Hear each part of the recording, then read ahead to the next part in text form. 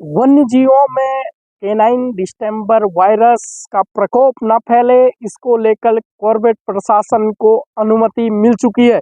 आपको बता दें कि कॉर्बेट लैंडस्केप के पास में पड़ने वाले ग्रामीण क्षेत्र, जैसे अभी हम लोग यहाँ पे हैं आमनंडा क्षेत्र में, इन क्षेत्रों में कॉर्बेट लैंडस्केप में जो भी ऐसे ग्रामीण क्षेत्र हैं उनके आसपास घूमने वाले आवारा कुत्तों को कॉर्बेट प्रशासन अब वैक्सीनेट करने जा रहा है। आपको बता दें कि उत्तराखंड का कॉर्बेट पार्क पहला ऐसा नेशनल पार्क होगा जहां पर जो डॉगी है इनको वैक्सीनेट करने का कार्य शुरू किया जा रहा है। कुत्तों से टाइगर को खतरा, बाघ से कुत्तों को खतरा होना ये तो आम बात है, पर एक वायरस से टाइगर को कुत्तों से खतरा हो गया है। केनाइन डिस्टेंपर वायरस से टाइगर गुलदार को बचाने के लिए प्रोजेक्ट को मिली मंजूरी। कुत्तों का शिकार करने से फैलेगी बीमारी, कुत्तों में पाया जाता है वायरस। कॉर्बेट प्रशासन बना पहला पार्क जहां कुत्तों को केनाइन डिस्टेंपर वायरस से बचाने को लेकर मिली शासन की अनुमति। बाघ से कुत्तों को खतरा होना ये तो आम बात है, लेकिन ये सुनकर आप भी चौंक जाएंगे कि कुत्ते बाघों और गुलदारों के लिए जानलेवा साबित हो रहे हैं। देश में टाइगर को कुत्तों से खतरा पैदा हो गया है। इसी खतरे को भांपते हुए राष्ट्रीय बाघ संरक्षण प्राधिकरण ने देश के सभी टाइगर रिजर्व के लिए स्टैंडर्ड ऑपरेटिंग सिस्टम जारी किया है, जिसमें टाइगर रिजर्व के आसपास के गाँव में रह रहे आवारा कुत्तों का टीकाकरण और बधियाकरण करने समेत कई निर्देश दिए गए हैं।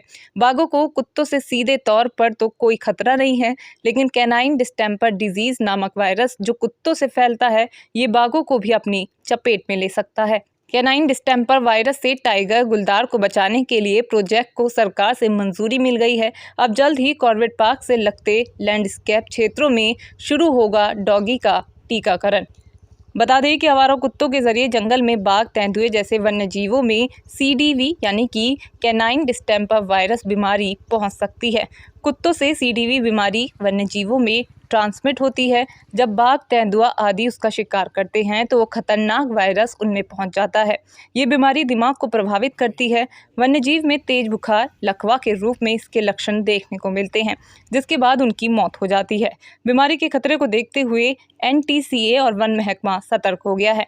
वही जानकारी देते हुए कॉर्बेट टाइगर रिजर्व के निदेशक डॉक्टर धीरज पांडे ने बताया कि कैनाइन डिस्टेंपर वायरस को लेकर पूर्व से ही कॉर्बेट प्रशासन अलर्ट मोड में है। उन्होंने कहा कि अलग अलग पार्कों में कैनाइन डिस्टेंपर वायरस से बाघों और शेरों की मौत के मामले पूर्व में रिकॉर्ड हुए हैं। उन्होंने कहा कि नेपाल में भी इस वायरस से 4 बंगाल टाइगर की मौत हो चुकी है।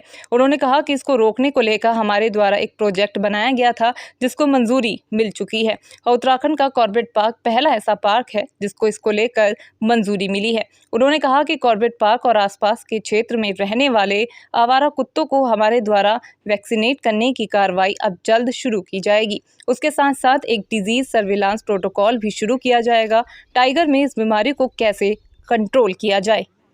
कैनाइन डिस्टेंपर वायरस जो है ये एक संक्रामक बीमारी है जो फेरल डॉग्स या जो हमारे आवारा कुत्ते होते हैं इनसे कैट फैमिली यानी कि टाइगर्स और लेपर्ड्स में फैलती है और ये एक न्यूरोलॉजिकल डिसऑर्डर है। इससे उनके स्वास्थ्य पर बहुत गलत प्रभाव पड़ता है और उनकी मृत्यु भी हो सकती है। इसके कई इंसिडेंट पूरे विश्व में रिपोर्ट हुए हैं और भारतवर्ष में भी कई क्षेत्रों में सीडीवी की रिपोर्टिंग हुई है। उत्तराखंड में और उत्तर प्रदेश के भी कई टाइगर रिजर्व में इसकी रिपोर्टिंग हुई है। लेकिन इस डिजीज़ को कंट्रोल करने के लिए हमने एक national mission for Himalayan studies के अंतर्गत एक प्रोजेक्ट बनाया था जिसकी अब अप्रूवल प्राप्त हो चुका है और इस वर्ष इस प्रोजेक्ट को शुरू कर दिया जाएगा। इसके अंतर्गत जो फेरल डॉग्स हैं इनका वैक्सीनेशन ड्राइव चलाया जाएगा और इसके साथ साथ एक डिजीज सर्विलेंस प्रोटोकॉल भी डेवलप की जाएगी।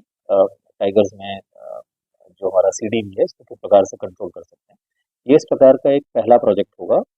इससे पहले लायंस में इस तरीके का काम गीज में किया जा चुका है, लेकिन टाइगर्स में इस तरीके का जो रिसर्च का काम है ये पहला उत्तराखंड में कॉर्बेट टाइगर रिजर्व में